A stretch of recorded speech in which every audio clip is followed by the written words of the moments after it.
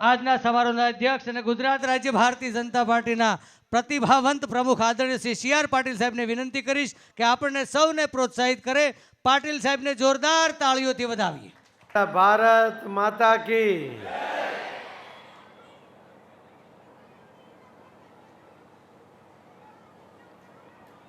જન્મદાતાનું પૂજન આવા એક કામ સાથે આજના કાર્યક્રમનું આયોજન કરવામાં આવ્યું છે. આ સુંદર કાર્યક્રમમાં આપણે છે ઉપસ્થિત રાજ્ય કક્ષાના મંત્રી આદરણીય શ્રી વિનોદભાઈ મોરડિયા, માજી ધારાસભ્ય અને પ્રદેશના ઉપાધ્યક્ષ શ્રી જનકભાઈ કાછડિયા, રાજ્ય કક્ષાના મંત્રી શ્રી મુકેશભાઈ પટેલ, રેન્જ આઈજી શ્રી પાંડ્યન સાહેબ, સુરત શહેર ભારતીય જનતા પાર્ટીના અધ્યક્ષ શ્રી નિરંજનભાઈ જાજમેરા, સુરત મહાનગરપાલિકાના સ્ટેન્ડિંગ કમિટીના ચેરમેન શ્રી પરેશભાઈ પટેલ, ડેપ્યુટી મેયર શ્રી દિનેશભાઈ જોધાણી, શાસક પક્ષ નેતા શ્રી અમિતભાઈ રાજપૂત, તંત્રી શ્રી મનોજભાઈ મિસ્ત્રી, બોટાદ જિલ્લા પંચાયતના પ્રમુખ શ્રી ઘનશ્યામભાઈ વિરાણી, શ્રી વસંતભાઈ ગજેરા, શ્રી મહેશભાઈ સવાણી, શ્રી રમેશભાઈ સવાણી, સવાણી પરિવાર, ડાયસ પર બેઠેલા સૌ આગેવાનો, ખૂબ મોટી સંખ્યામાં અહીં ઉપસ્થિત સૌ નિમંત્રિત ભાઈ બહેનો, વાલીઓ અને વાલા બાળકો, શિક્ષક મિત્રો, આખા સુરતમાં વિશિષ્ટ રીતે વાલીઓ માટે બાળકોના મનમાં એક નવા પ્રકારની ભાવના જગાડવા માટે જે પ્રયત્ન પીપી સવાણી ગ્રુપ કરે છે, આખા રાજ્યમાં આવો પ્રયોગ કદાચ કોઈ જગ્યાએ થતો નથી.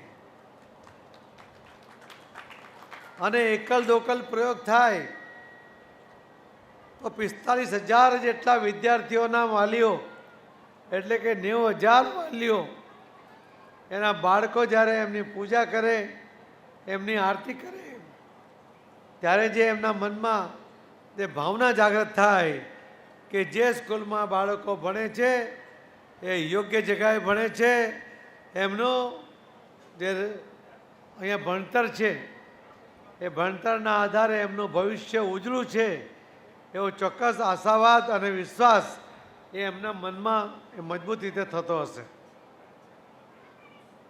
આ તો અને આવા તો અનેક કાર્યક્રમ શ્રી વલ્લભભાઈ સવાણી એમણે કર્યા. એમણે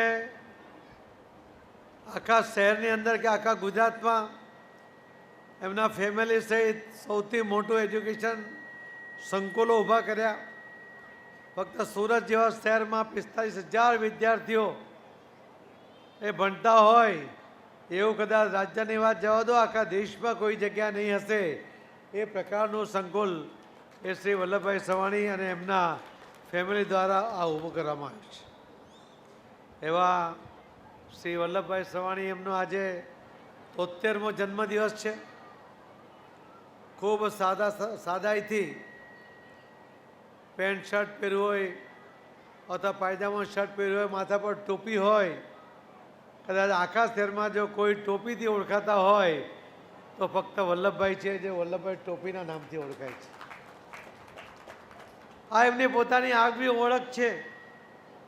જે રીતે કામની અલગ ઓળખ છે એ રીતે એમના પહેરવેશની પણ એક અલગ ઓળખ છે, જે એમણે વર્ષોથી એને સતત જાળવી પણ રાખી છે. અને જે રીતે એમણે કામ કર્યા અલગ અલગ ક્ષેત્રમાં સેવાકીય પ્રવૃત્તિની અંદર, એમના ફેમિલી દ્વારા મહેશભાઈ સવાણી એમણે લગભગ 9 વખત અલગ અલગ જે મા બાપ વગરની દીકરીઓના લગ્નના આયોજન કર્યા, એમાં ખૂબ મોટી સંખ્યામાં દીકરીઓના લગ્ન એનો તમામ ખર્ચ એ એમણે ઉપાડ્યો. ફક્ત ખર્ચ નહીં ઉપાડ્યો, પરંતુ લગ્ન પણ રંગે ચંગે કર્યા.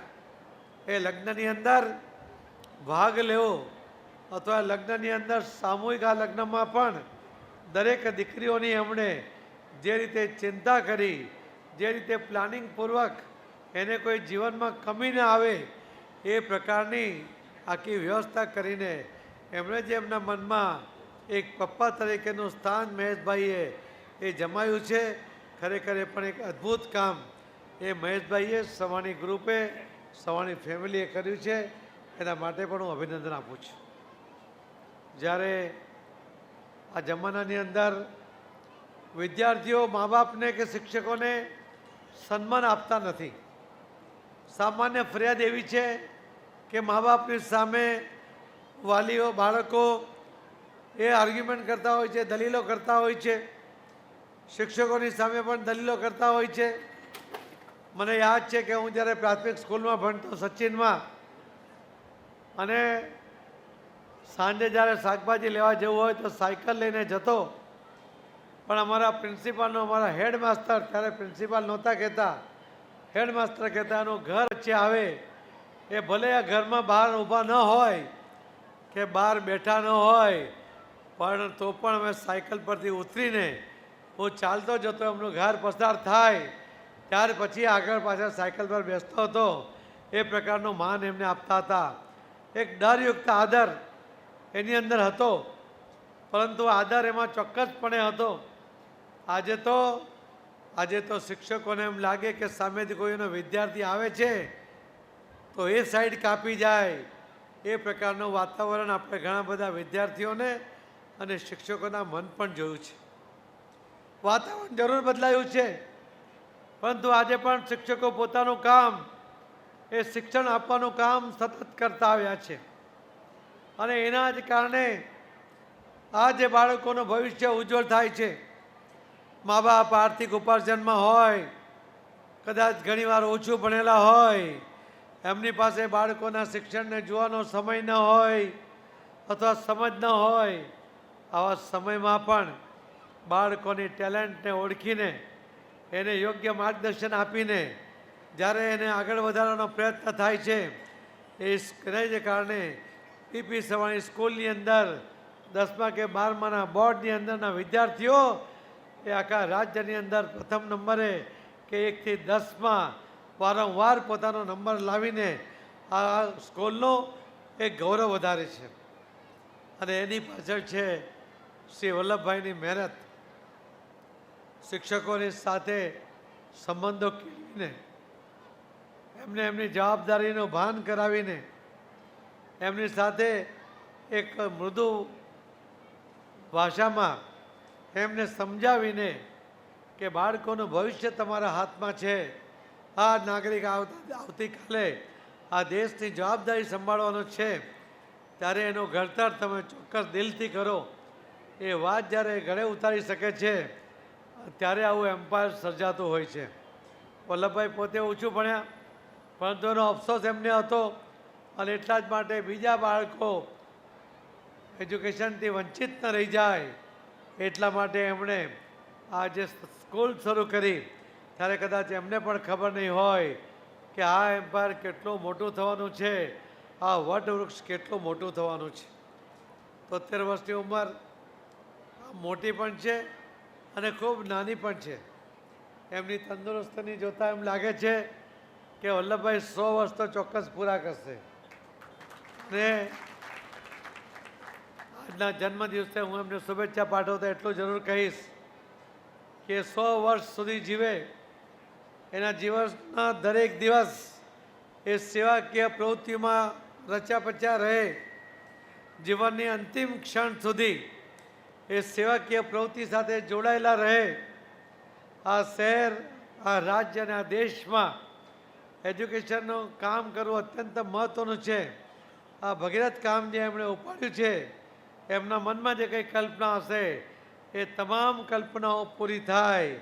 પીપી સવાણી ગ્રુપ એ ફક્ત સુરત કે ગુજરાતમાં નહીં, આખા દેશમાં એનું નામ રોશન થાય એવી મારી શુભેચ્છા સાથે આજે અહીં આમંત્રિત કર્યા બદલ આભાર સાથે ફરીથી હું સૌ વાલીઓને વિશ્વાસ અપાવવા માગું છું કે આ સ્કૂલમાં તમારા બાળકોનું ભવિષ્ય સલામત છે, કેમ કે એની પાછળ નિષ્ઠા સાથે કામ કરવા લોકોની આખી ટીમ છે અને એ ટીમ તમારા બાળકોને કોઈ દિવસ ડિરેલ નહીં થવા દે. એ લોકો એને ઝડપમાં ચોક્કસપણે આગળ વધારવાનો પ્રયત્ન કરશે અને પ્રયત્ન સફળ થશે. તમારા વાલીઓના મનમાં બાળકો પાસેની જે અપેક્ષા છે એ બધી જ અપેક્ષાઓ પૂર્ણ થશે એવા તમારા બાળકોને આ સ્કૂલમાં સક્ષમ બનાવશે એવી ખાતરી સાથે ફરીથી વલ્લભભાઈ સવાણી એમને 73મા વર્ષની ખૂબ ખૂબ જન્મદિવસની શુભેચ્છા સાથે મારી વાતને વિરામ આપું છું. જય જય કરી ગુજરાત, ભારત માતા કી જય.